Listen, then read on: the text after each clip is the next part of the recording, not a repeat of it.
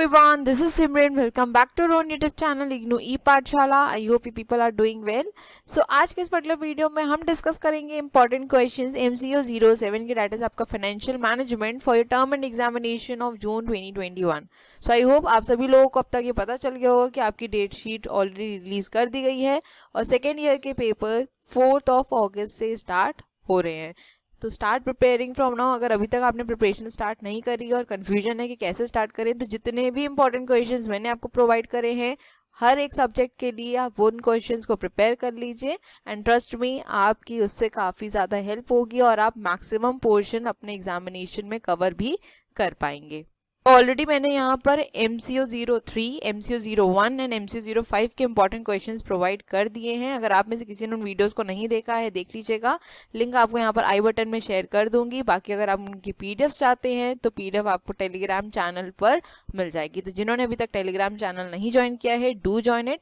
और अगर अभी तक आपने चैनल को सब्सक्राइब नहीं किया है तो चैनल को सब्सक्राइब कर लीजिएगा और बेल आइकन को भी ज़रूर प्रेस कर दीजिएगा ताकि मैं जब भी वीडियोज़ को अपलोड करूँ उसका नोटिफिकेशन आपके पास ज़रूर जाए. सो चलिए बिना किसी देर के हम अपने सेशन को स्टार्ट करते हैं. लेकिन क्वेश्चंस को डिस्कस करने से पहले एक बार आप अपनी डेट शीट ज़रूर देख लीजिए. हालांकि मैंने टेलीग्राम पर ऑलरेडी शेयर कर दी है, बट अगर किसी ने अभी तक अपनी डेट शीट नहीं देखी है तो यहाँ पर आप देख लीजिए. आपके पेपर 4 अगस्त से स्टार्ट हो रहे हैं. सबसे पहला पेपर है आपका MCO 3 का, देन 12th को है आपका MCO 1, 18th को है आपका MCO 4, 20 को आपका MCO 5 है, 23 को MCO 6 एंड 25 को MCO 7. तो आपको पेपर्स में गैप मिला है ठीक ठाक, क्योंकि पिछली बार जो स्कीम थी उसमें MCO 5, 6 और 7 रेगुलरली हो रहा था, ठीक है, विदाउट एनी गैप. तो आपको इस बार गैप मिला है, बट अभी आपके पास टाइम है तो अभी से अपनी प्रिपरेशन स्टार्ट कर दीजिए. मैंने ऑलरेडी बता दिया कि MCO 03, MCO 01 एंड MCO 05 के मैंने इंपॉर्टेंट क्वेश्चंस की वीडियो प्रोवाइड कर दी है. लिंक मैं आपको आई बटन में शेयर कर दूंगी. जिन्होंने अभी तक नहीं देखा है देख लीजिएगा. बाकी जो भी इंपॉर्टेंट टॉपिक्स हैं आपके एग्जाम के पॉइंट ऑफ व्यू से इंपॉर्टेंट हैं, उन टॉपिक्स को मैं जल्द ही डिस्कस कर लूंगी. ठीक है, चलते हैं हम अपने क्वेश्चन की तरफ. सबसे पहले डिस्कस कर लेते हैं हम लोग शॉर्ट नोट्स. पहला क्वेश्चन है आपका फॉरेन एक्सचेंज मैनेजमेंट. ये आपका यूनिट नंबर 12 से पूछा गया है क्वेश्चन. नेक्स्ट है आपका CAPM, that is capital asset pricing model.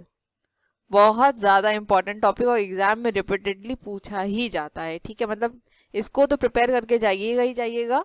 10 marks का आराम से एग्जाम में आता है. ठीक है, ये आपका पूछा गया है यूनिट नंबर 4 से. ओके, इस पर्टिकुलर टॉपिक पे मैंने ऑलरेडी वीडियो भी प्रोवाइड करी हुई है, तो अगर आप में से किसी ने नहीं देखा है देख लीजिएगा. मैं प्लेलिस्ट शेयर कर दूंगी कि जिन जिन टॉपिक्स को मैंने यहाँ पर डिस्कस किया हुआ है. ठीक है, नेक्स्ट क्वेश्चन है हमारा टाइप्स ऑफ कॉस्ट. तो ये आपका पूछा गया है यूनिट नंबर 5 से, that is cost of capital से. ठीक है, नेक्स्ट है हमारा वेंचर कैपिटल. ये आपका पूछा गया है यूनिट नंबर 8 से, दैट इज आपका सोर्सेज ऑफ फंड से. ठीक है, sources of long term finance. ठीक, नेक्स्ट है हमारा ट्रेड क्रेडिट. ये टॉपिक आपका पूछा गया है यूनिट नंबर 16 से. ठीक है, दैट इज आपकी वर्किंग कैपिटल से. नेक्स्ट है हमारा लीज फाइनेंसिंग. ये आपका पूछा गया है यूनिट नंबर 10 से और ये टॉपिक आपका इंपॉर्टेंट है. ठीक है, कुछ ऐसे यूनिट्स हैं जहां से आपको एग्जामिनेशन में क्वेश्चंस देखने को मिलेंगे ही मिलेंगे. या मैं आपको वहाँ पे बता भी देती हूँ. सबसे पहले तो आपको ब्लॉक 1 प्रिपेयर करना ही करना है. हर एक सब्जेक्ट का ब्लॉक 1 बिल्कुल भी स्किप नहीं करना है. ठीक है, दूसरी चीज, जो टॉपिक्स इंपॉर्टेंट हैं या यूनिट्स इंपॉर्टेंट है यहाँ पर मैं मेंशन कर दे रही हूँ, आप लोग भी लिख लीजिए. यूनिट नंबर 5, ठीक है, यूनिट नंबर 5 है आपकी कॉस्ट ऑफ कैपिटल. ठीक, नेक्स्ट बात करें तो unit number 6 and unit number 7, that is आपका capital budgeting part 1 and part 2. बहुत ज़्यादा इंपॉर्टेंट टॉपिक और एग्जाम में आता ही आता है. ठीक है, नेक्स्ट बात करें अगर हम तो आपका है यूनिट नंबर 8, दैट इज आपका sources of long term finance. अब यहाँ पर आपसे फुल फ्लेज क्वेश्चन पूछ सकता है या फिर एक पर्टिकुलर यहाँ पर सोर्स ऑफ फाइनेंस भी पूछ सकता है. ठीक है, नेक्स्ट बात करें तो आपका जो यूनिट इंपॉर्टेंट है that is unit number 11. Unit number 11 है आपकी दैट इज प्रोजेक्ट फाइनेंसिंग, ठीक है, बहुत इंपॉर्टेंट। नेक्स्ट यूनिट है इसमें हमारी फिर यूनिट नंबर 13, दैट इज आपका लेवरेज। अब लेवरेज जो टॉपिक है मैंने ऑलरेडी डिस्कस कर लिया है, इसमें से थ्योरी क्वेश्चंस भी आएंगे और प्रैक्टिकल भी आएगा, और प्रैक्टिकल हमेशा आता है और बहुत ही ईजी है। मैंने ऑलरेडी न्यूमेरिकल्स भी करवाए हैं, मैंने समझाया भी किस तरीके से आप इसका प्रैक्टिकल अटेम्प्ट कर सकते हैं। अगर आप में से किसी ने नहीं देखा उन वीडियोज़ को ज़रूर देख लीजिएगा, क्योंकि एग्जाम में अगर 20 मार्क्स का आएगा तो आप ईजिली 20 मार्क्स स्कोर कर सकते हैं इसके प्रैक्टिकल को अटेम्प्ट करके, ठीक है। नेक्स्ट यूनिट है हमारी यूनिट नंबर 14, ठीक है। यूनिट नंबर 14 है आपकी कैपिटल स्ट्रक्चर डिसीजन। ये यूनिट भी आपकी बहुत ज्यादा इंपॉर्टेंट है, ठीक है। नेक्स्ट आ जाते हैं यूनिट नंबर 15, दैट इज आपकी डिविडेंड पॉलिसी। और नेक्स्ट यूनिट है यहाँ पर हमारी यूनिट नंबर 18, दैट इज आपका इन्वेंट्री मैनेजमेंट, ठीक है। तो इन यूनिट्स को बिल्कुल भी स्किप मत करिएगा। एक यूनिट यहाँ पर मैं स्किप कर गई हूँ, यहाँ पे मैं बता देती हूँ। यूनिट नंबर 10 आपकी जो लीज फाइनेंसिंग है, लीज फाइनेंसिंग से भी क्वेश्चंस आपके आ जाते हैं एग्जामिनेशन में, कई बार रिपीट हुए हैं। तो इन यूनिट्स को और ब्लॉक 1 को अच्छे से प्रिपेयर करिएगा, क्योंकि क्वेश्चंस जो आएंगे मैक्सिमम यहीं से ही पूछे जाएंगे। बाकी जितने भी क्वेश्चंस मैं यहाँ प्रोवाइड करती हूँ, अगर आप उन्हीं को ही प्रिपेयर कर लेंगे तो आपकी प्रिपरेशन अच्छी हो जाएगी, आप मैक्सिमम पोर्शन अपने सिलेबस का ईजिली कवर कर लेंगे, ठीक है। वापस आ जाते हैं अपने क्वेश्चंस की तरफ। नेक्स्ट है हमारा concept of risk and return, ये आपका पूछा गया है यूनिट नंबर 4 से, ठीक है। नेक्स्ट है हमारा कैपिटल रैशनिंग। अब ये टॉपिक भी आपका इंपॉर्टेंट है, एग्जाम में रिपीट होता है बहुत बार। कैपिटल रैशनिंग ये पूछा गया है यूनिट नंबर 7 से, ठीक है। दैट इज आपका कैपिटल बजटिंग से। कैपिटल बजटिंग बहुत ज्यादा इंपॉर्टेंट है, ठीक। नेक्स्ट है आपका डिविडेंड पॉलिसी, तो ये आपका पूछा गया है यूनिट नंबर 15 से, ठीक है। नेक्स्ट क्वेश्चन है हमारा रिसीवेबल मैनेजमेंट, ये आपका आया है यूनिट नंबर 19 से। नेक्स्ट है कैपिटल मार्केट, कैपिटल मार्केट है आपका यूनिट नंबर 9 से, ठीक। नेक्स्ट है हमारा कैश मैनेजमेंट, ये आपका पूछा गया है यूनिट नंबर 17 से। नेक्स्ट है हमारा फैक्टोरिंग, ये आपका क्वेश्चन पूछा गया है यूनिट नंबर 19 से, ठीक है। नेक्स्ट है हमारा working capital cycle and role of money market, तो ये आपका पूछा गया है क्वेश्चन यूनिट नंबर 16 से। नेक्स्ट आ जाते हैं प्रोजेक्ट फाइनेंसिंग अरेंजमेंट, ये क्वेश्चन आपका यूनिट नंबर 11 से पूछा गया है, ठीक है। यूनिट नंबर 11 दैट इज आपकी है प्रोजेक्ट फाइनेंसिंग। नेक्स्ट है हमारा रोल ऑफ स्टॉक एक्सचेंज, तो ये पूछा गया है आपका यूनिट नंबर 9 से, ठीक है। नेक्स्ट है हमारा फॉरेक्स मार्केट, तो ये आपका यूनिट नंबर 12 से क्वेश्चन पूछा गया है, ठीक। यूनिट नंबर 12 दैट इज हमारी है इंटरनेशनल बिजनेस फाइनेंस, ठीक। नेक्स्ट है हमारा ऑप्टिमम कैश बैलेंस, ये आपका क्वेश्चन आया है यूनिट नंबर 17 से। नेक्स्ट है हमारा EBIT EPS एनालिसिस, ये आपका लेवरेज का पार्ट है, दैट इज आपका यूनिट नंबर 13 से है। ये एक टॉपिक बचा है जो हमें अभी डिस्कस करना है, तो जितने भी इंपॉर्टेंट क्वेश्चंस हैं उनको एक बार मैं प्रोवाइड कर दूं, उसके बाद जो भी इंपॉर्टेंट टॉपिक्स हैं उन सबको मैं यहाँ पर डिस्कस कर लूंगी, जो आपके एग्जाम में आने ही आने हैं, ठीक है। नेक्स्ट है हमारा WACC, तो ये आपका पूछा गया है यूनिट नंबर 5 से। WACC का आपको फुल फॉर्म भी पता होना चाहिए, that is weighted average cost of capital, ठीक है। तो ये टॉपिक भी अपने में इंपॉर्टेंट है, शॉर्ट नोट्स में पूछा जाता है। नेक्स्ट है हमारा प्राइमरी एंड सेकेंडरी मार्केट्स, तो ये यूनिट 9 से पूछा गया है, ठीक है। अब चलते हैं अपनी नेक्स्ट स्लाइड की तरफ, और यहाँ पर मैंने आपको इसका हिंदी में भी कंटेंट प्रोवाइड कर दिया है, आप इसको एक बार अपने एंड से जरूर देख लीजिएगा, ठीक है। नेक्स्ट डिस्कस कर लेते हैं लॉन्ग क्वेश्चंस, क्योंकि यहाँ पर जो डिफरेंसेस है वो इंडिविजुअली नहीं पूछे जाते हैं, लॉन्ग क्वेश्चंस में अगर कोई डिफरेंस आना होता है तो वो पूछ लिया जाता है, ठीक है।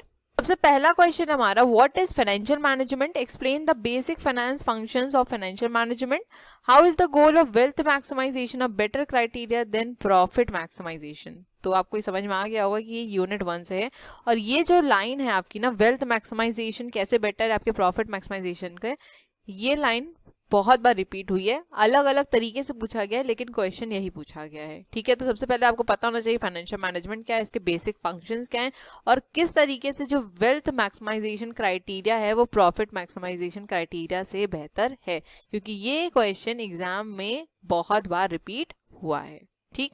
नेक्स्ट क्वेश्चन है हमारा, how does financial decision making involve risk return trade off, explain it, what role should the financial manager play in modern organisation. तो ये आपका क्वेश्चन पूछा गया है यूनिट नंबर 1 से। अब देखिए यहाँ से एक शॉर्ट नोट्स भी निकाल सकते हैं कि फाइनेंशियल मैनेजर के रोल क्या होते हैं, आप ये बताइए। तो हो सकता है ये शॉर्ट में पूछ ले और हो सकता है कि 2 क्वेश्चंस को यहाँ पे क्लब इन करके पूछ ले, ठीक है। तो इसलिए मैंने बोला कि ब्लॉक 1 को बिल्कुल भी स्किप नहीं करना है। ब्लॉक 1 इंपॉर्टेंट है और आपको एग्जामिनेशन में 20 मार्क्स का क्वेश्चन देखने को मिलेगा ही मिलेगा ब्लॉक 1 से, ठीक है। नेक्स्ट क्वेश्चन है हमारा, explain the concept of valuation of securities. Why is valuation concept relevant for financial decision making purpose. Explain the various approaches that are used in valuation of equity shares. तो ये आपका question पूछा गया है unit number 3 से, ठीक है। That is आपका वैल्यूएशन ऑफ सिक्योरिटीज से। नेक्स्ट क्वेश्चन है हमारा, explain the concept of risk and return.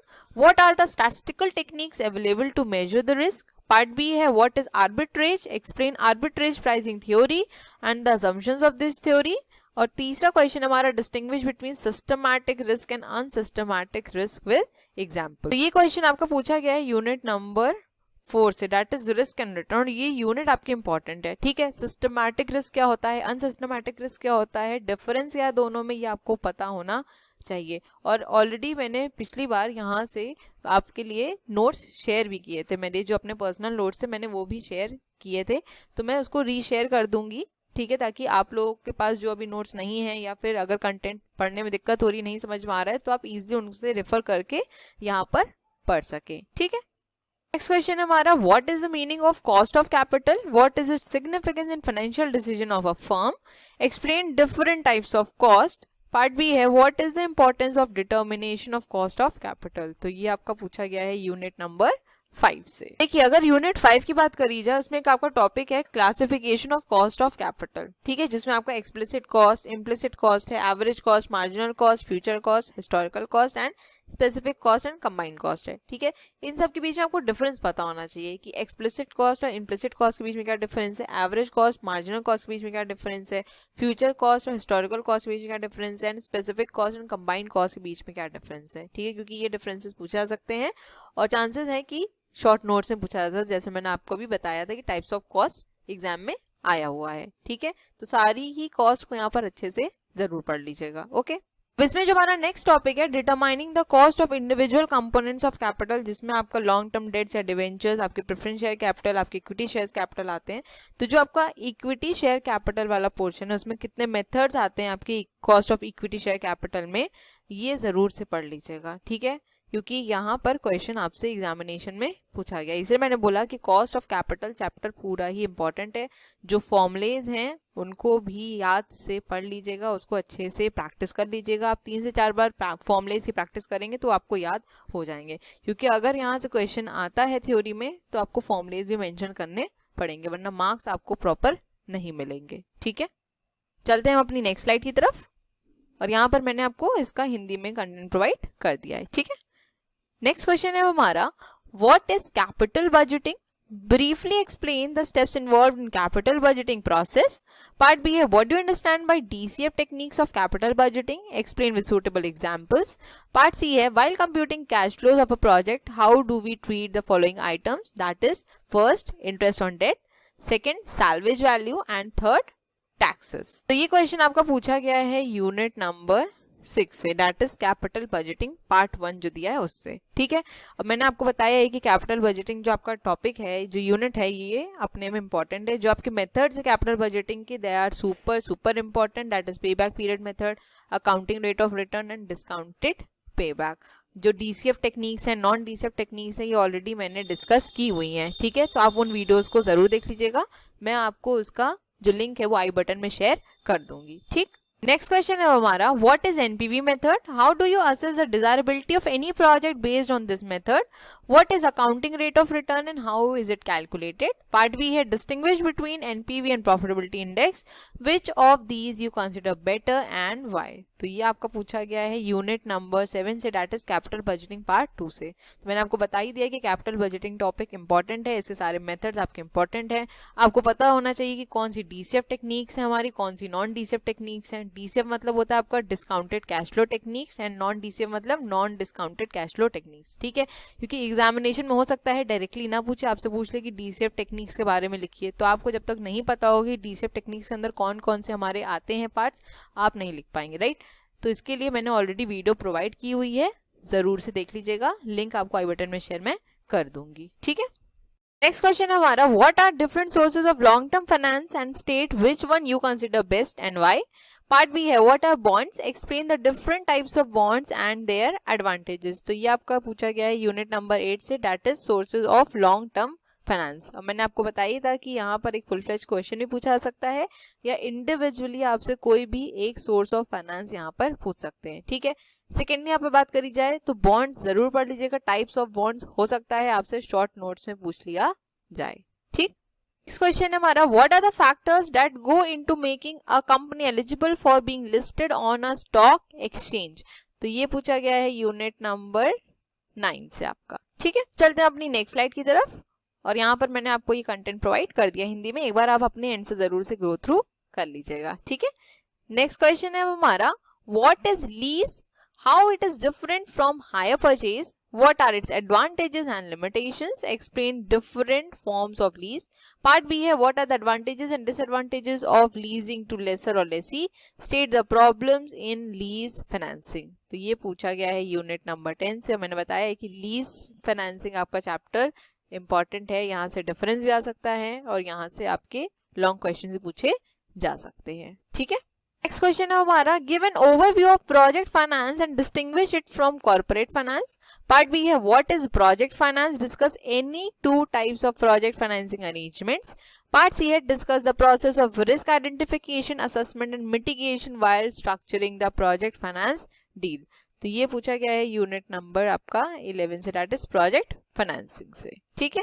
Next question है हमारा, state the difference between domestic and international financial management, also describe foreign exchange exposure and its management. तो ये पूछा गया unit number आपका 12 से, that is international business finance से, ठीक है। नेक्स्ट क्वेश्चन है, what is leverage, discuss the concept of financial leverage, operating leverage and combined leverage, how are they calculated, explain the significance in the planning of a firm. तो ये पूछा गया है आपका यूनिट नंबर 13 से, that is आपका leverage से। Already मैंने यहाँ पर डिस्कस कर लिया है कि लेवरेज क्या होता है, फाइनेंशियल लेवरेज क्या है, ऑपरेटिंग लेवरेज क्या है, कंबाइंड लेवरेज क्या है, क्या फॉर्मूले हैं, किस तरीके से इसे कैलकुलेट किया जाता है। बस इसमें आपका एक टॉपिक बच गया है, EBIT EPS एनालिसिस, वो भी मैं आपको जल्दी प्रोवाइड कर दूंगी, ठीक है। लेकिन ये जो आपका टॉपिक है, ये यूनिट आपकी इंपॉर्टेंट है, थ्योरी क्वेश्चंस भी आते हैं और आपके प्रैक्टिकल्स या न्यूमेरिकल्स भी यहाँ से पूछे जाते हैं, ठीक है। नेक्स्ट क्वेश्चन है हमारा, what are the important factors to be considered in planning a capital structure of a firm.